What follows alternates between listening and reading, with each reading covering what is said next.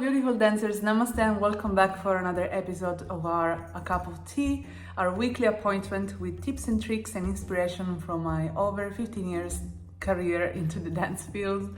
Today I would love to share with you the most important and powerful tool for dancers. I would say for any kind of creative people. What makes a special and powerful dancer?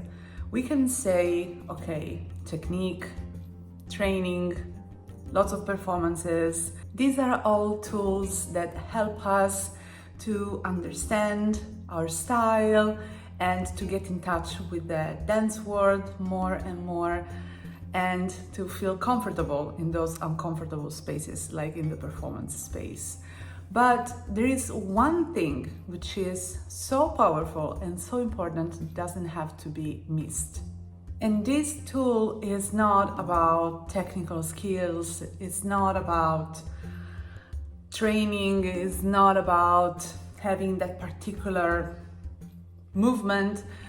It's only about a big question, super important, which is why do we dance? It means to sit back and think, why do I do what I do? It seems like a very obvious question, like of course I know why I do what I do, but actually it's not that obvious. And I might say from experience, I probably spend, I don't know how much time, like I would say years to understand why I do what I do. And it's a process. It's not something you just achieve, okay, now I get it, but it's a way for us to engage with who we are, what we want to say and how. And this, for creative people and for dancers especially, it's so important not to get lost into technique, into training again, into performances, into the career, which is a beautiful journey. And I hope these videos can inspire your dance journey and make it more stronger and more beautiful for you. But at the same time, I encourage you to sit back and just ask yourself, why do we dance? Why do I dance? Why I do what I do? And I assure you, this simple question can change and spark new inspiration, new creativity, and new insights in your dance journey. I would love to help you just into this process with a few simple suggestions. The first one is asking yourself, why do I dance? And try to write down the three main things that comes to your mind. Whatever it is, it might be images, it might be other people who inspired you, it might be an emotion you feel when you dance or when you see someone dance this particular dance style. Just write down the first three that comes to your mind. It's gonna be super helpful to have these three trajectories, like three main ideas to work on. And especially as dancers, we work a lot, we embody a lot, we work a lot with our bodies.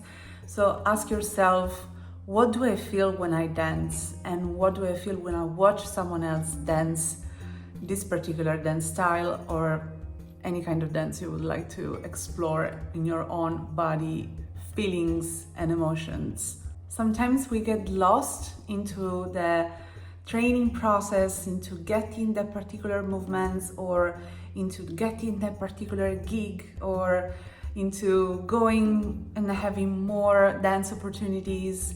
And this is all part of the dance journey again, and it's important and it's valuable. But at the same time, I encourage you just to have these few little sparkles of questions inside of you. Personally, I felt lost so many times into my dance journey, and when I felt lost is because I've loosened this center, and the center, like the soul of what I am and what I want to give and why I do what I do. So to sit back and ask myself this question again, it's always very powerful, very centering, and super helpful to help me recollect like all the pieces of me which I left behind and just put them together and feeling like there is this vision I have for my art and my work. The next helpful step is to write down your personal manifesto or your dancer's pledge, through which you can answer those simple questions. Why do I dance? What is this dance for me? What are the emotions that this dance bring me? And why is this dance important for me and for my audience? The process of writing down your manifesto and dancer's pledge can take as much time as you need. I've spent the last 2 months trying to put down everything that I had in my mind and in my soul, and I would love to share this with you, so I will link it down below in the description so you can read it when you want. When the center is clear, all the periphery can work harmoniously. So when your center, when your pledge, when your soul as a dancer is clear, you have perfectly clear why do you do what you do and what you want to give to the world through your dance and through your heart. Everything else will just work harmoniously and very smoothly, and it will be filled with new inspiration and new creativity. Thank you so much for joining this little talk. I'll see you next week for the next A Cup of Tea. Mwah.